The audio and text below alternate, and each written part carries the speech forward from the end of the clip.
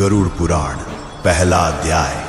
मृत्यु के तुरंत बाद क्या होता है और फिर वह क्षण आता है जब जीवन की अंतिम श्वास रुक जाती है, नेत्रों के आगे अंधकार छा जाता है और संपूर्ण अस्तित्व एक शून्य में विलीन हो जाता है।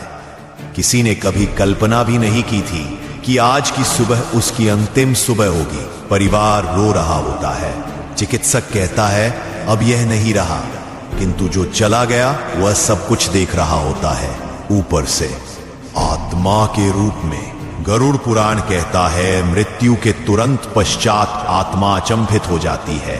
उसे समझ नहीं आता कि यह क्या हुआ। वह चिल्लाती है, पुकारती है, मैं यही हूं, क्या तुम मुझे देख नहीं रहे? किंतु उसकी पुकार कोई सुन नहीं सकता, क्योंकि अब वह इस लोक की नहीं रही। उस क्षण वह जिनसे सबसे अधिक प्रेम करती थी उन्हें छूने का प्रयास करती है, अपने बच्चों को गले लगाना चाहती है, अपनी मां का हाथ पकड़ना चाहती है, परंतु हर बार वह केवल वायु को स्पर्श करती है। और यही होता है मृत्यु का सबसे बड़ा दुख, जैसे जीवित होकर भी मर चुका हो। तभी एक भीषण ठंडक का आभास होता है और उसके समक्ष प्रकट होते हैं यमदूत, काले, विकराल, आंखों में अग्नि, हाथों में लोहे की जंजीरें, और वे कहते हैं चलो अब तुम्हारे कर्मों का लेखा जोखा होगा।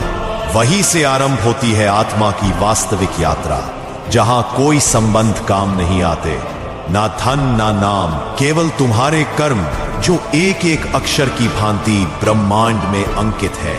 मृत्यु अंत नहीं है, यह एक नया द्वार है जिसके उस पार केवल सत्य है, निर्दयी, अडोल, अपरिहार्य सत्य, जहां हर जीव को उतरना ही पड़ता है, चाहे वह राजा हो या रंक। यह था गरुड़ पुराण का पहला